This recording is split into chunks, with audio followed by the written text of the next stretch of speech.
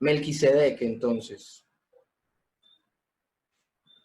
es nuestro siguiente personaje en este viaje que hemos estado teniendo acerca de la tipología bíblica. Melquisedec, el nombre Melquisedec significa rey de justicia y también rey de paz. Él era el dirigente de un lugar que se llamaba Salem, probablemente Jerusalén. En el Salmo 76.2 se hace como un paralelo entre Salem y Jerusalén, como la ciudad de paz. La tradición judía ha identificado a Salem con Jerusalén. Y el sacerdote del Dios Altísimo también es una característica que nos da la Escritura con respecto a esta situación. Pero hoy lo que vamos a hacer es lo que hicimos la vez pasada en clase. Y es que vamos a leer el texto base para tener luz de lo que vamos a hablar el día de hoy. Entonces, si me ayudan con Génesis 14, desde unos versitos antes del verso 18, por ahí desde el 15. Génesis 14:15. Y cayó sobre ellos de noche él y sus siervos, y les atacó, y les fue siguiendo hasta Hoba al norte de Damasco, y recobró todos los bienes, y también a Lot su pariente y sus bienes, y a las mujeres y demás gente. Cuando volvía de la derrota de Kedorlaomer y de los reyes que con él estaban, salió el rey de Sodoma a recibirlos al valle de Sabé, que es el valle del rey. Entonces Melquisedec, rey de Salem y sacerdote del Dios Altísimo, sacó pan y vino. Ok, perfecto. Entonces aquí nos damos cuenta, lee esta parte nuevamente, dice que en la que habla y describe a Melquisedec. Lee esa parte nuevamente. Entonces Melquisedec, rey de Salem y sacerdote del Dios Altísimo, sacó pan y vino. Mira las dos características que da la escritura, que es rey de Salem y es sacerdote del Dios Altísimo. ¿Qué es lo que sucede en este momento? La escritura habla de que un hombre llamado Kedorlaomer, por eso hablan del ejército de él, toma a las mujeres, a los niños y los bienes de las personas de Sodoma. Y entra en una tristeza terrible. Entre esas personas que han capturado está también Lot, porque Lot, cuando se separa de Abraham, se queda viendo los campos verdes de Sodoma y empezó a construir sus tiendas cada vez más cerca de Sodoma, hasta que finalmente se quedó viviendo dentro de Sodoma. Entonces, Abraham con sus siervos va y pelea contra esas personas, libera a las personas de Sodoma y entre ellas también a Lot, y pues hay una gran victoria. Cuando va regresando, lo va a abordar el rey de Sodoma. Y el rey de Sodoma le va a ofrecer que se quede con todos los bienes y que solamente le devuelva a la gente. Y Abraham se va a abstener de recibir eso. Y él dice, yo no te voy a recibir absolutamente nada porque yo no quiero que más adelante se diga que el rey de Sodoma bendijo a Abraham. Él la tenía clara, él no quería tener nada que ver con Sodoma y con Gomorra, en este caso con Sodoma. No quería tener que ver nada con ellos. Sencillamente tomó, él dice que toma sencillamente lo que era de Lot y toma la parte de las personas que fueron con él a la batalla, ya, no más, pero no toma nada más. Pero lo interesante es que antes de que lo aborde el rey de Sodoma, lo aborda Melquisedec. Y Melquisedec saca pan y vino, y esto se lo acepta Abraham sin ningún reparo. Y de hecho, Abraham, se va a leer más adelante, que le entrega los diezmos de todos los que tiene. Y ahora, en ese momento, Abraham era un hombre muy rico. Entonces, esto me llama poderosamente la atención de que hay una identificación inmediata de Abraham con Melquisedec, mientras que hay una aversión por parte del mismo Abraham con el rey de Sodoma. O sea, como dándole la espalda a las cosas del mundo y abriéndose a las cosas de Dios. Entonces, se habla de cómo salió al encuentro de Abraham, quien volvía victorioso de la batalla contra los reyes que habían apresado a su sobrino y al que rescató con todos sus bienes. No solamente sale a su encuentro, no solamente le da los diezmos de todo lo que tiene, sino que el mismo Melquisedec le ofrece pan y vino y lo bendijo. O sea, hay una autoridad en toda esta situación que está sucediendo. Por su parte, el patriarca le entregó el diezmo del botín o tal vez de las riquezas en general que poseía. Estas son como las generalidades de la historia. Pero nosotros ahora tenemos que darnos cuenta que en el texto bíblico, como lo mencionábamos ahorita con Dianita, Hay tres textos que son bien interesantes. Uno, el de Génesis 14. Dos, el de Salmo 110. Y tres, el de Hebreos capítulo 7. Vamos a ver cómo la escritura aborda esta historia precisamente de manera histórica en Génesis, cómo la aborda de manera profética en el Salmo 110 y cómo lo aborda de manera doctrinal en Hebreos capítulo 7. La epístola a los Hebreos hace una notable aplicación tipológica de esta misteriosa aparición. Aarón, con sus sucesores, era una figura anticipada de Cristo, como un sumo sacerdote considerado sobre toda la obra de expiación. Pero para entender esto, me gustaría que me ayudaran a leer precisamente Hebreos capítulo 7, creo que es a partir del verso 3. Si quieren, hagan. Hebreos 7:3. ¿Hasta qué versículo? Empieza a leer y yo te digo. Listo. Sin padre, sin madre, sin No, genealogía. entonces empieza a leerlo desde el verso 1, que ahí ya está describido. Okay. Porque este Melquisedec, rey de Salem, sacerdote del Dios Altísimo, que salió a recibir a Abraham, que volvía de la derrota de los reyes, y le bendijo, a quien asimismo dio a Abraham los diezmos de todo, cuyo nombre significa primeramente rey de justicia y también rey de Salem, esto es, rey de paz, sin padre, sin madre, sin genealogía, que ni tiene principio de días ni fin de días, sino hecho semejante al Hijo de Dios, permanece sacerdote para siempre. Considerad pues cuán Sigue. Considerad pues cuán grande era este, a quien aún Abraham el patriarca le dio diezmos del botín. Ciertamente los que de entre los hijos de Leví reciben el sacerdocio tienen mandamiento de tomar del pueblo los diezmos según la ley, es decir, de sus hermanos, aunque estos también hayan salido de los lomos de Abraham. Pero Sigue. Pero aquel cuya genealogía no es contada de entre ellos, tomó de Abraham los diezmos y bendijo al que tenía las promesas. Y sin discusión alguna el menor es bendecido por el mayor. Y aquí ciertamente reciben los diezmos hombres mortales, pero allí uno de quien se da testimonio de que vive. Y por decirlo así, en Abraham pagó el diezmo, también Leví, que recibe los diezmos, porque aún estaba en los lomos de su padre cuando Melquisedec le salió al encuentro. Wow. Esta vez, el día de hoy, esta semana, estamos abordando un poco más de ese pasaje y me parece maravilloso que sea así, porque estamos viendo cosas bien interesantes.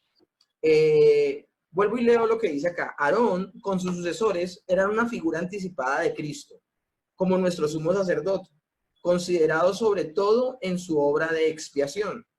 Pero al ser Aarón pecador y mortal, su sacerdocio tenía que transmitir como constantes interrupciones. ¿Y cuál era la interrupción? Pues moría Aarón, tenía que venir un hijo y tomar su lugar. Y luego moría ese hijo y otro tomaba el lugar como sumo sacerdote.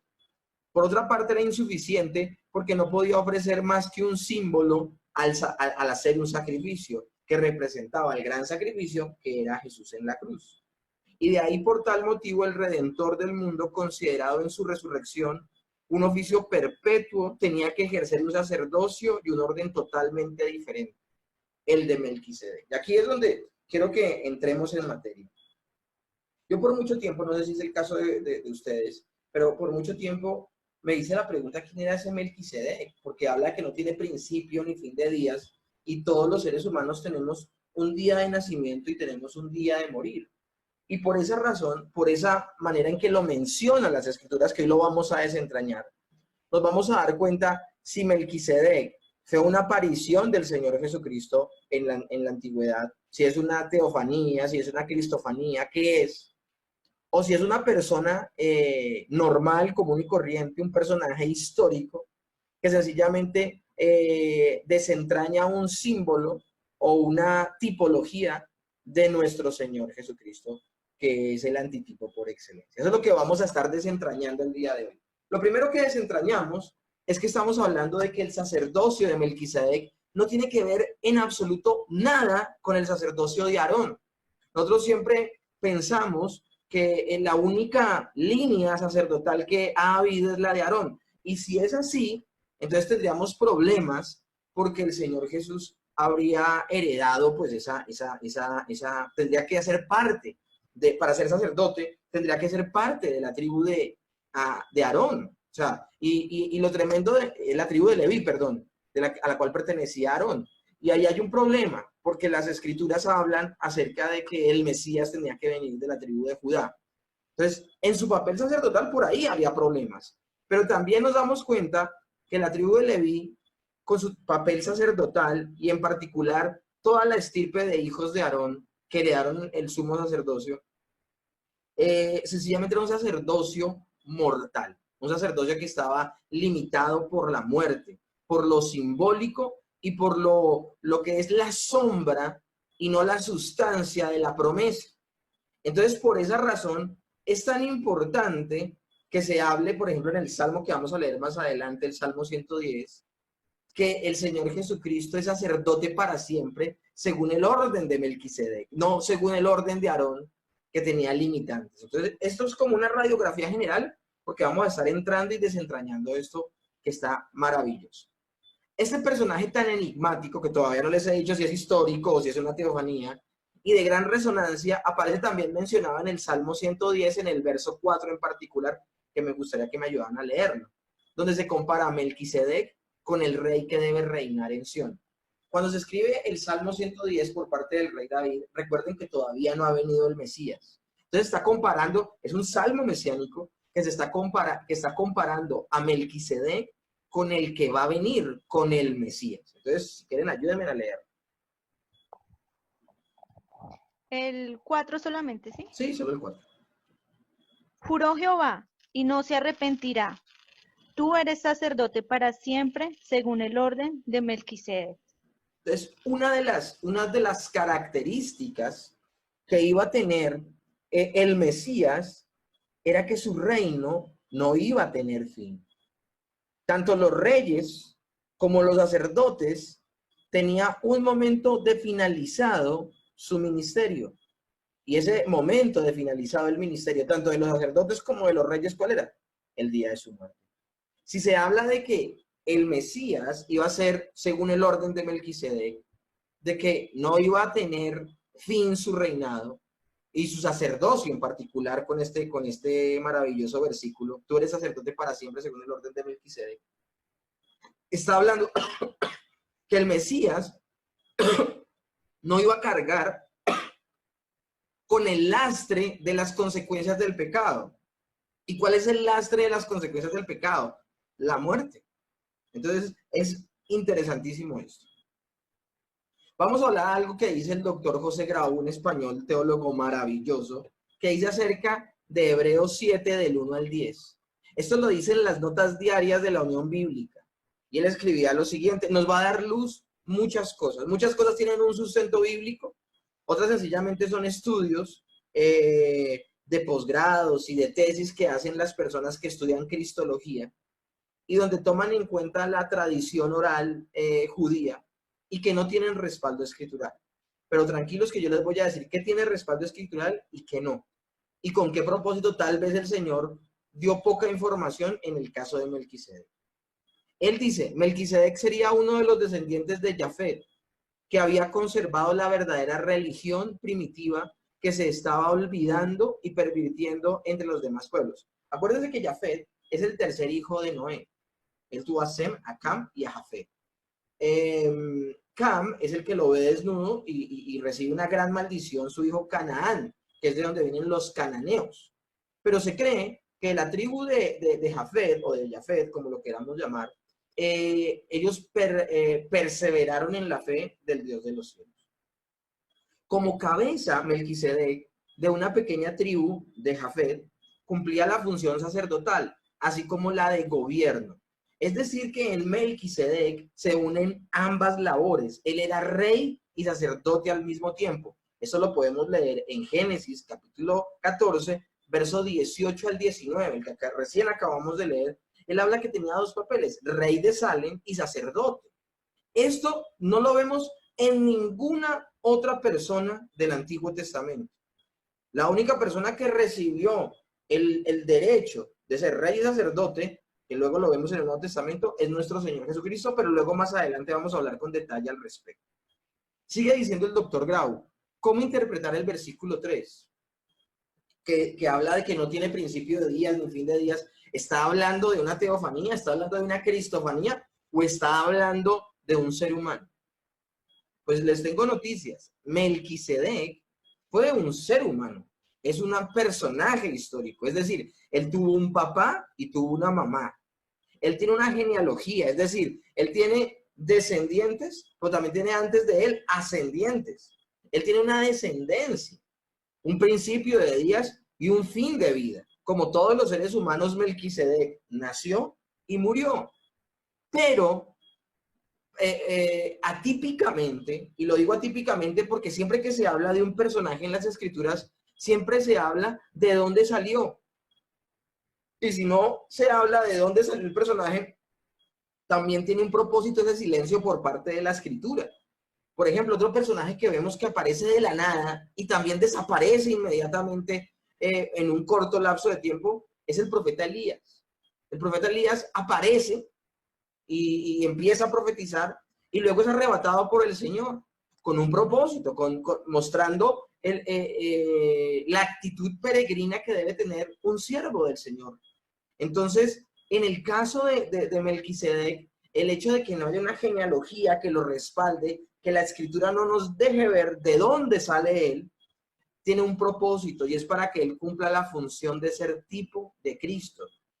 De ahí que aparezca en las páginas de la escritura como si no hubiese tenido progenitores. No porque no los hubiese tenido, sino porque no aparece su descendencia.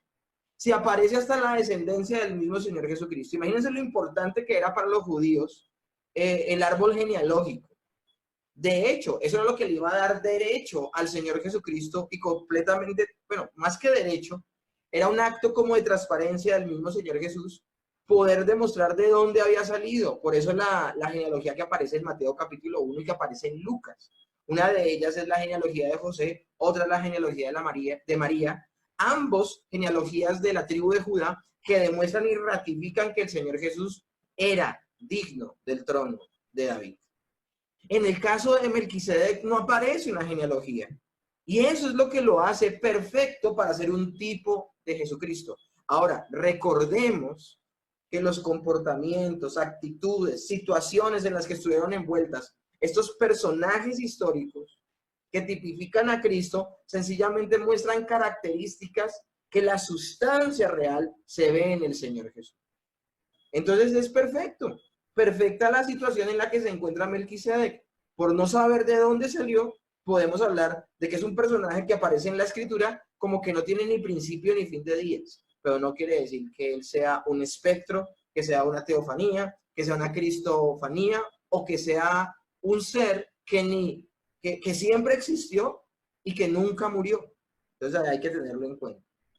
De ahí que aparezca en las páginas de la escritura como si no hubiese tenido progenitores. No se les menciona como era costumbre en entonces. Entra y sale de la historia sin noticia alguna.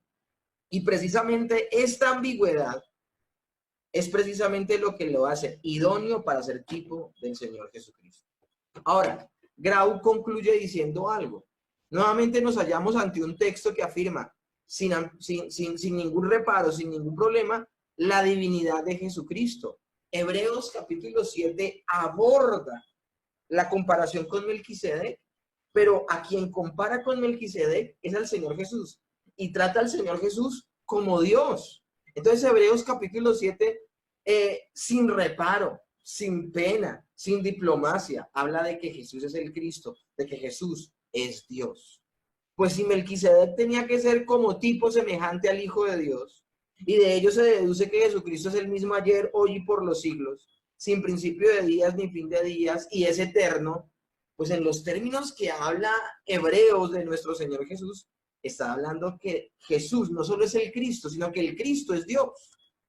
Su sacerdocio, pues, no podía ser, el sacerdocio de nuestro Señor Jesucristo no podía ser el levítico, estar condicionado a un principio o a un fin, tenía que ser un sacerdocio eterno, de acuerdo a un sumo sacerdote eterno.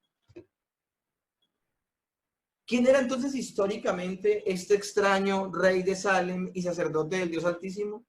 A quien llamamos Melquisedec y del que se dice cosas gloriosas en las páginas de la Biblia. ¿Qué se sabe de sus antecedentes genealógicos? No conocemos nada acerca de ellos, como se lo mencioné anteriormente. No aparecen en la escritura. La opinión más común entre los eruditos bíblicos, a pesar de diversas posiciones y conclusiones, es que Melquisedec era un príncipe cananeo que reinó en Salem y conservó allí la verdadera religión. La cadena arábiga da de Melquisedec los siguientes datos: que era hijo de Heraclín, hijo de Peleg, hijo de Eber, que el nombre de su madre era Salatiel, hija de Gomer, hijo de Jafet, hijo de Noé.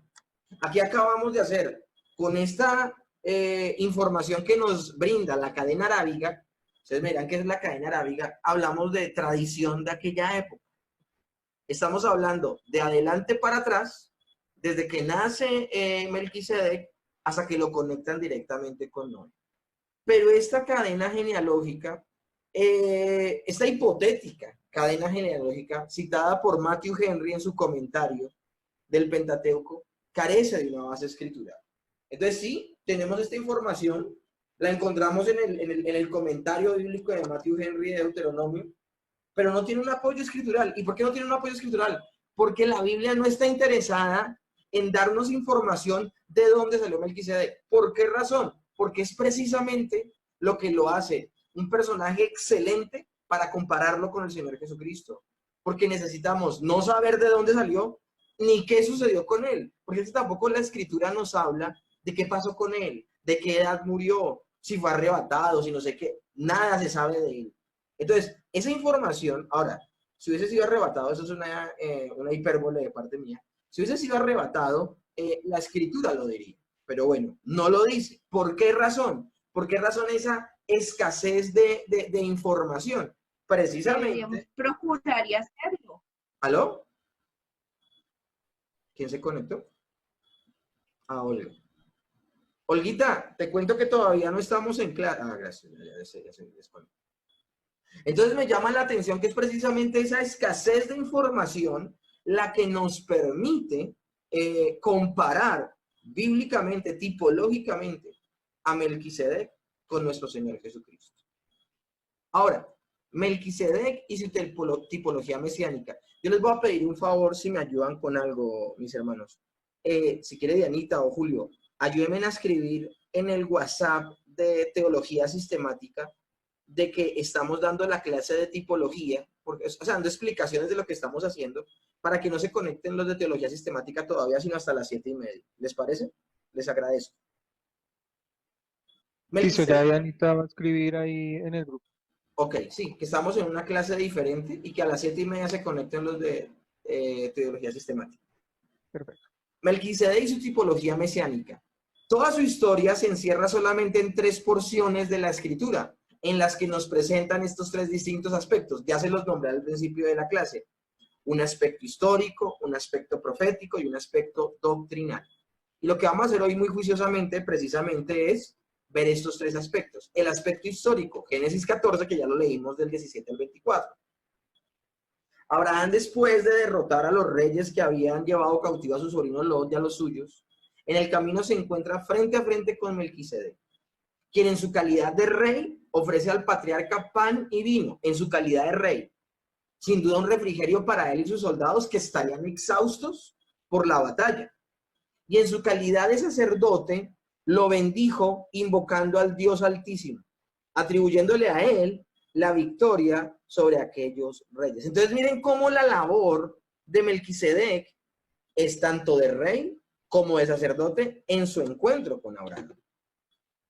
Melquisedec es un personaje notable, es singular, pues exceptuando a quien él prefigura, no hay otro entre los nombrados en las Escrituras que fuera rey y sacerdote simultáneamente, ya que él se une a esas 2 dignidades como rey de Salem y sacerdote del Dios Altísimo.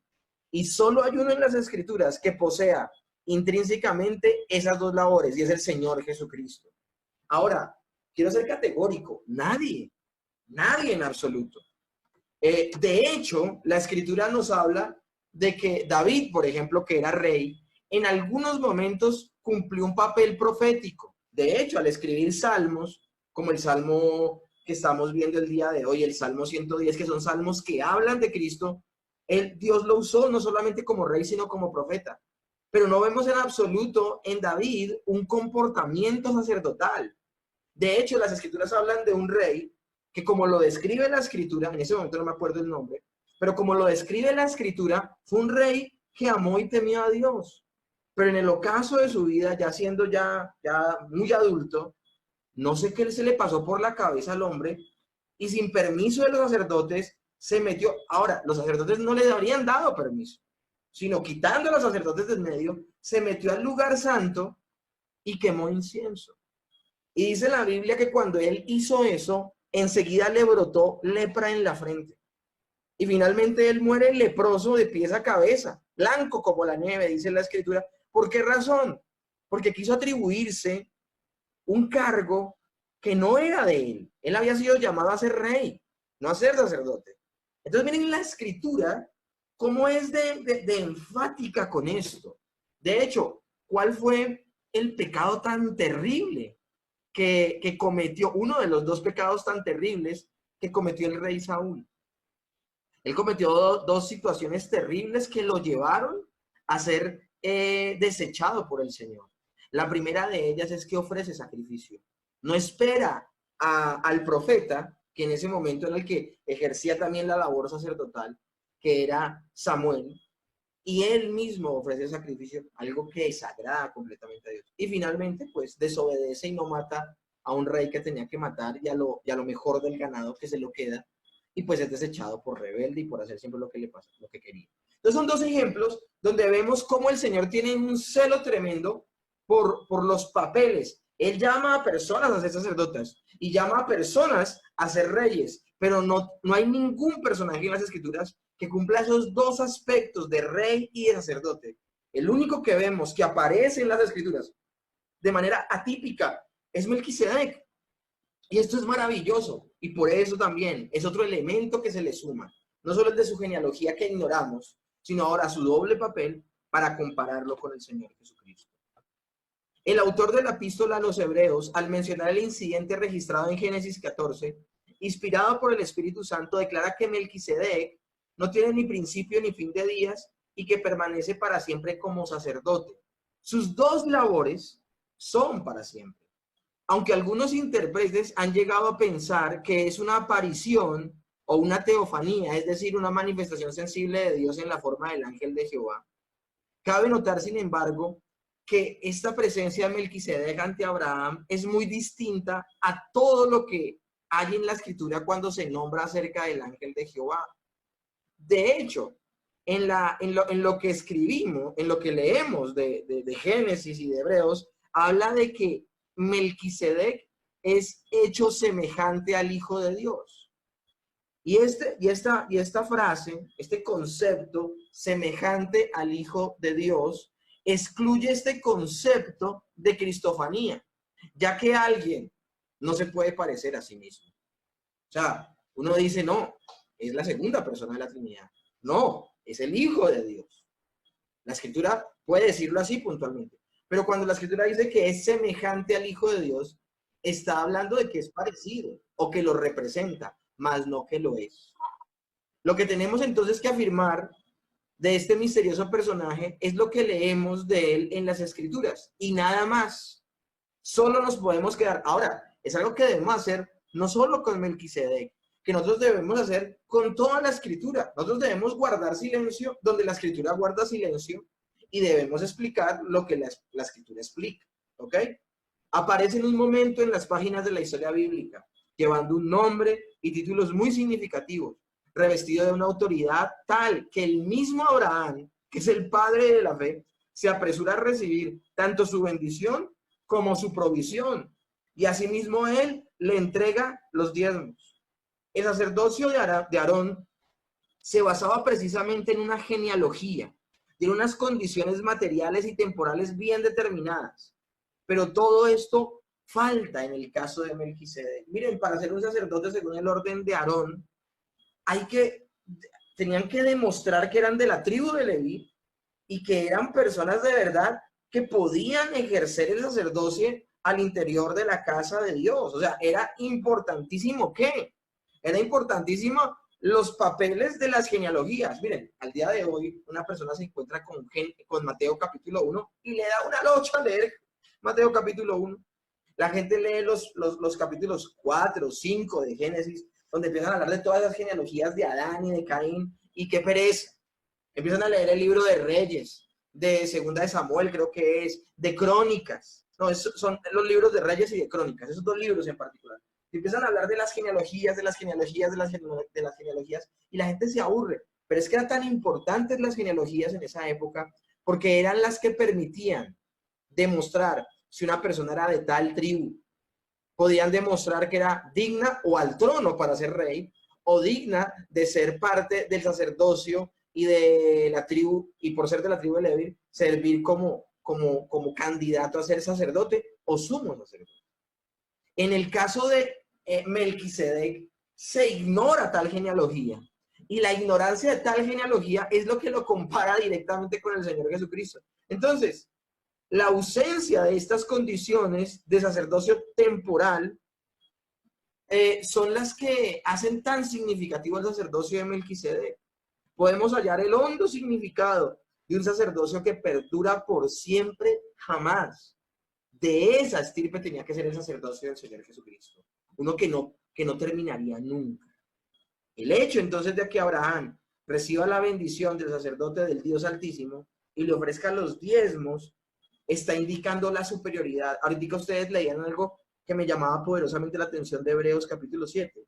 Y es, sin discusión alguna, el mayor bendecirá al menor. Entre Abraham y Melquisedec, ¿quién era el mayor?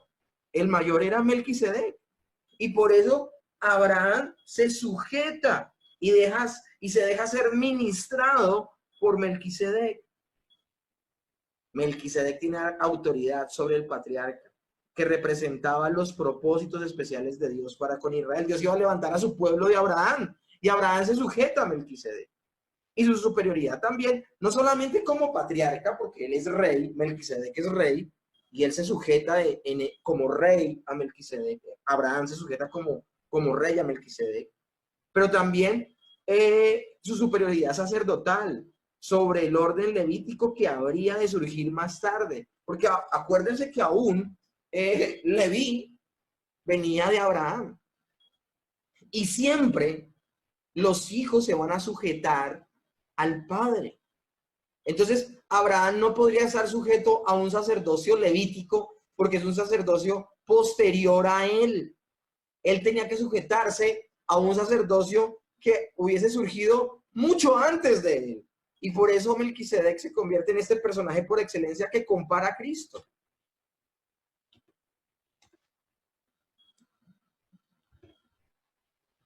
El aspecto profético lo vemos en el Salmo 110:4. El Salmo 110, como indica su título, es un salmo que fue escrito por David, y su tema es el Señor de David, que es presentado como aquel a quien el mismo Dios dirige la palabra diciéndole: siéntate a mi diestra hasta que ponga a tus enemigos por estrado de tus pies. Luego habla de su poder y de su dominio. Y en medio de promesas de soberanía y de conquistas se introduce en el verso 4: juró Jehová y no se arrepentirá. Tú eres sacerdote para siempre según el orden de Melquisedec. Y así, de esta manera, se une en la persona del Señor Jesús, el Señor de David, la dignidad de rey y de sacerdote. Y yo quiero aquí hacer un alto en el camino porque quiero explicarles un poco el Salmo 110. El Salmo 110 está hablando del Mesías, está hablando de esta persona que va a venir prometida por Dios. Y me llama la atención que en Mateo 22, precisamente, el Señor Jesús le hace una pregunta a los fariseos. Él está tratando de explicarle a una gente dura de corazón quién es el Cristo.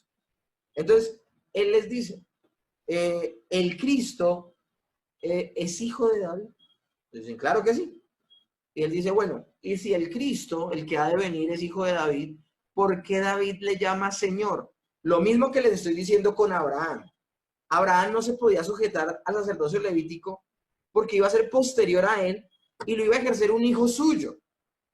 Entonces, acá está hablando de que supuestamente el Mesías iba a venir luego de David.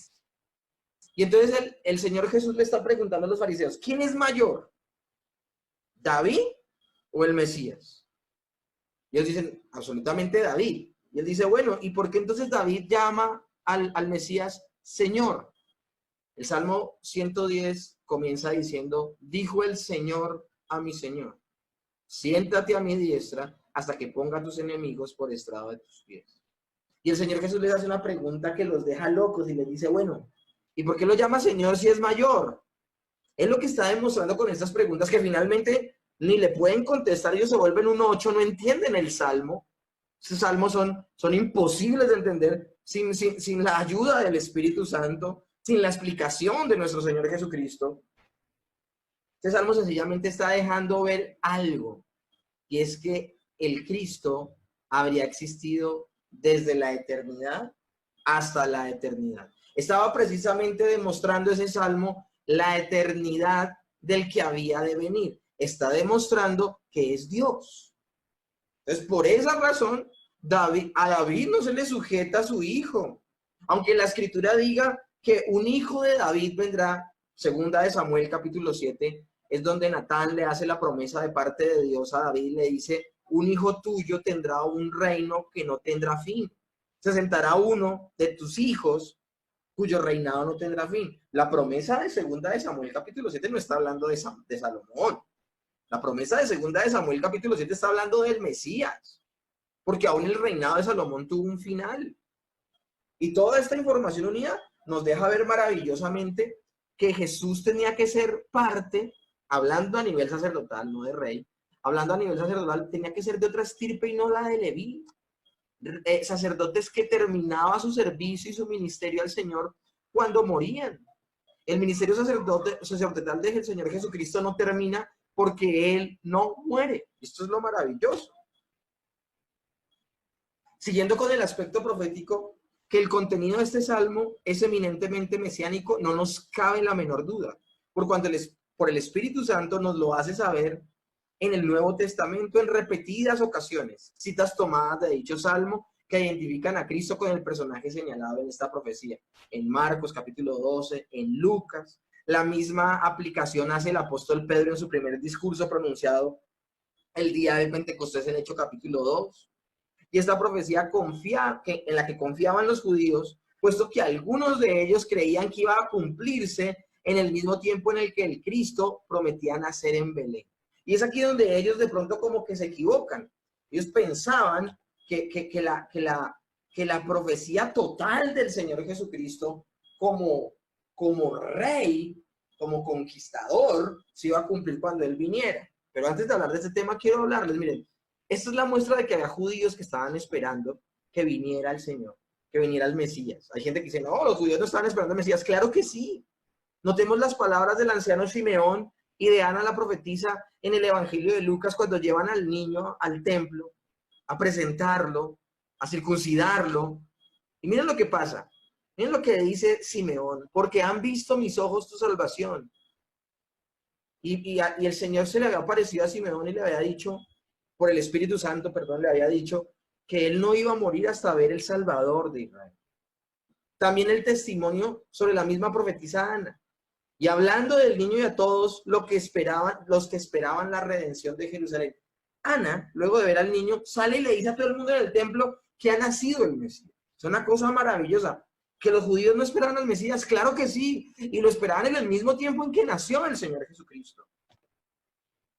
Ahora, hay que hacer una salvedad.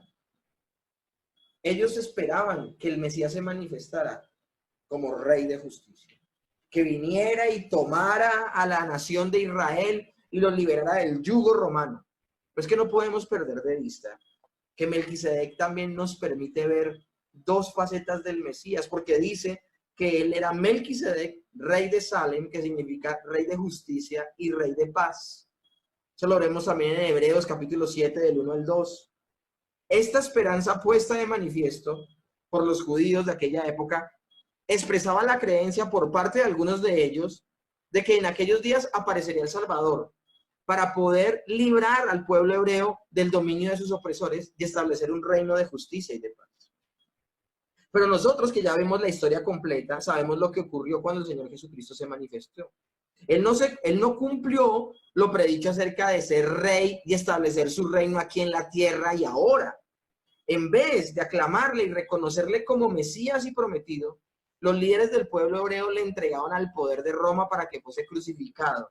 Y el mismo Pilato puso por su orden en la cruz algo que decía rey de los judíos. Palabras que los principales no estuvieron para nada de acuerdo, pero que finalmente no se quitó de allí. Y ellos no aceptaban que Jesús fuera el rey de los judíos. ¿Por qué razón? Porque ellos querían un rey de justicia. Pero el Señor en su primera venida vino como rey de paz. En su primera venida vino a reconciliar al hombre con Dios. Él vino a restaurar la relación que estaba rota producto del pecado. ¿Cómo? Siendo el perfecto sustituto, pero también siendo la perfecta ofrenda, el perfecto sacrificio que calmara la ira de Dios. Por eso, sin embargo, en el tiempo señalado por Dios aparece el rey. Y ellos no lo conocieron. Pero el Señor Jesucristo, les tengo noticias, va a volver. Y la segunda venida, señalada por nuestro Dios, aparecerá como Rey de justicia. Y esta vez con poder y gran gloria, dice Mateo 24, donde habla de las señales antes del fin. Vencerá a sus enemigos y como Rey de reyes y Señor de señores establecerá su reinado mesiánico. El Señor vendrá su segunda vez y ya no vendrá a reconciliar. Ya no vendrá en paz, vendrá en justicia y a cada uno le dará lo que merece. Estamos hablando de darle lo que merece a los que no depositaron su fe en el Señor Jesucristo. Los que depositaron su fe en el Señor Jesucristo no recibirán lo que merecen, recibirán gracia y misericordia. Así que se cumplirá entonces lo profetizado en el Salmo 10 de la misma manera que se cumplió lo prefigurado en Melquisedec bajo sus nombres Rey de Justicia y Rey de Paz. Estas comparaciones son maravillosas. Yo se las explico y a mí se me pone la piel de gallina. Melquisedec es pues tipo o figura del Hijo de Dios, al cual fue hecho semejante. 2 veces se le denomina rey y luego también se le denomina sacerdote. Esto lo diferencia de Aarón, que no fue rey. Pero el Señor Jesús es ambas cosas, porque como rey tiene dominio, ya que Él es Dios sobre todas las cosas, según Romanos 9:5. Y como sacerdote, hace posible que nosotros podamos acercarnos a Dios. Y finalizamos la clase de hoy con el aspecto doctrinal. ¿Qué horas tenemos, Julio? Ayúdame a confirmar qué horas tenemos. 7:26. Listo, terminamos en punto para que la gente... Yo sé que hay algunas personas del seminario que están escuchando esto. Esto es una clase de tipología bíblica de los viernes que estamos atrasados. Entonces ahí están, mejor dicho, recibiendo bendición. Este es el añade, este es el vendaje del día de hoy. Y el aspecto doctrinal está en Hebreos, capítulos 5 y 7. La citada carta a los Hebreos tiene como tema principal al Señor Jesús, el Hijo de Dios, y en su calidad de sacerdote, dándole este título en varios pasajes de la misma manera. Sacerdote en el capítulo 5, gran sacerdote en el capítulo 10, sumo sacerdote en el capítulo 2, gran sumo sacerdote en el capítulo 4. Antes de seguir con el aspecto doctrinal, quiero hablar algo de la carta a los Hebreos, que nos demuestra también que a veces cuando el Señor guarda silencio en algunos aspectos, alguna razón tendrá. La carta a los Hebreos no conocemos quién es el autor. Hay gente que dice que el autor de la carta a los Hebreos es el apóstol Pablo. Yo difiero con esa posición, porque en sus relatos de su testimonio, el apóstol Pablo dice que a él el evangelio no se lo enseñó nadie, sino que se lo enseñó directamente el Señor Jesucristo, mientras estuvo con él 3 años en Arabia. Eso creo que lo habla en el libro de Corintios. Y me llama la poderosa atención que él deja claro que el evangelio él no lo aprendió de ningún hombre alguno, sino que lo aprendió directamente del Señor Jesucristo. Es que el apóstol Pablo es un personaje extraordinario en cuanto a su manera de ser capacitado por el Señor. Acuérdense que el apóstol Pablo dice que él fue al tercer cielo y volvió y no le fue autorizado a decir las cosas que vio allí. De hecho, cuando lo escribe dice, no sé si en verdad o en visión fui allí. Una cosa extraordinaria. Entonces no es de extrañar que la capacitación doctrinal del apóstol Pablo fue directamente dada por el Señor Jesús. Ahora, ¿por qué les digo esto? Porque el autor de la carta a los Hebreos dice en la carta a los Hebreos que él aprendió el evangelio de los apóstoles. Que él aprendió el evangelio de los apóstoles. Entonces, no puede ser el apóstol Pablo. ¿Y por qué le cito esto? Porque, ¿cómo entonces se acepta en el canon un libro que se desconoce quién es la persona que lo escribió? ¿Cómo entonces verificar su autoridad apostólica, porque todos los libros que pertenecen al canon deben tener autoridad apostólica. Entonces, ¿cómo podemos hacer eso? ¿Saben por qué aceptaron las iglesias? Ahora, recuerden que el canon no lo organizó la iglesia. Sencillamente la iglesia reconoció que era palabra de Dios. La iglesia no armó el canon. Eso se los expliqué en Doctrina de las Escrituras. No. La iglesia lo que hizo fue reconocer que era palabra de Dios. Entonces, la gente cuando empezó a leer esta carta, todas las cartas que se escribieron eran cartas circulares, que aunque es carta a los hebreos, no solamente los escribieron los hebreos, la leyeron los hebreos, sino que la leyeron en todas las iglesias ya establecidas en la época, se llaman cartas circulares. Y todas las personas que leían la carta a los hebreos quedaban anonadados con la información, porque lo que hacía la carta a los hebreos era a través de los ritos de Levítico y que se describían en el sistema sacrificial. La carta a los hebreos compara todo ese sistema sacrificial con Cristo. Entonces la carta a los hebreos es la luz que brinda la escritura de la sustancia que se ve la sombra hasta ahora en el Antiguo Testamento. Por esa razón se acepta con toda confianza la carta a los hebreos por la iglesia desde el primer siglo. Entonces miren cómo la Biblia, ¿por qué no se sabe el nombre del autor de los hebreos? Sencillamente el Señor quiere llevarse la gloria con esa maravillosa doctrina que vemos en el libro de los hebreos. Cerrando paréntesis, ya nos hemos referido al doble título de rey y sacerdote que aparece en Melquisedec y que compara con Cristo maravillosamente. Muchos siglos más tarde, en la epístola a los hebreos, se interpreta dicho epígrafe como perteneciente de modo particular a aquel que lo lleva para siempre. ¿Cuál grafé? La palabra rey y sacerdote. En Hebreos 7:24 leemos que tiene un sacerdocio inmutable el Señor Jesucristo, es decir, inalterable, irrevocable, inviolable.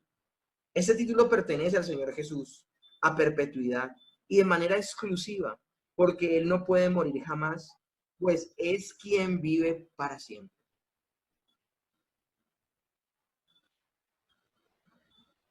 De ese sacerdocio de Melquisedec podemos aprender 5 cualidades. Es un sacerdote de justicia, de paz.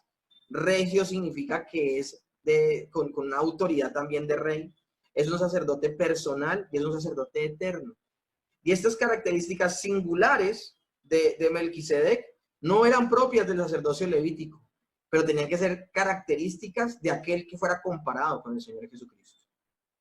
A la luz de esta declaración observamos pues que Cristo es sacerdote eternamente. Su sacerdocio es según el orden de Melquisedec. Fue ordenado por juramento de Dios y Dios jamás se arrepintió de haberlo constituido sacerdote. Cristo, por tanto, es sacerdote para siempre. Aarón murió. Eleazar, hijo de Aarón, murió, quien ocupó su lugar luego que murió Aarón. Pero también Eleazar murió. El sacerdocio arónico continúa porque sus descendientes tomaron sus vestiduras y se ataviaban con ellas. Pero como todos morían, no podían quitar los pecados ni ofrecer un sacrificio perfecto. De ahí que era pues necesario un sacerdote y un sacrificio que no fueran transitorios como el del orden de Aarón, ni que fueran temporales, sino que tuviesen, según el orden de Melquisedec, un sacerdocio eterno, un sacrificio que fuera tan perfecto, que fuera perpetuo, que fuera sacrificado una vez y para siempre. Así se entiende ahora por qué debía levantarse un sacerdocio que no tuviera nada que ver con el de Aarón, que no tuviera ni principio ni fin de días, y que fuera desde el siglo hasta el siglo. Es cierto que Melquisedec era un ser humano, pero no se registra ni su genealogía, ni su origen, ni su muerte, y es precisamente este silencio el que señala como tipo sempiterno de nuestro gran sacerdote, el Señor Jesús, por cuya vida indestructible y su sacerdocio inmutable se puede también salvar perpetuamente a los que se acercan a Dios a través de él. Por esa razón, es maravilloso todo lo que hemos estudiado al día de hoy. Hay otras minucias que pues, no son tan importantes, pero yo quiero resaltar algo, y es que Cristo es sacerdote por el juramento de Dios. Nadie toma para sí la honra de ese sacerdote. Y si la Biblia habla de que Melquisedec fue sacerdote para siempre, y sacerdote de Dios quiere decir que quien lo invistió fue Dios mismo. Él no tomó para sí esa honra. Dios lo llamó. Y de igual manera, el Señor Jesucristo fue establecido como rey y sacerdote por nuestro Padre Celestial.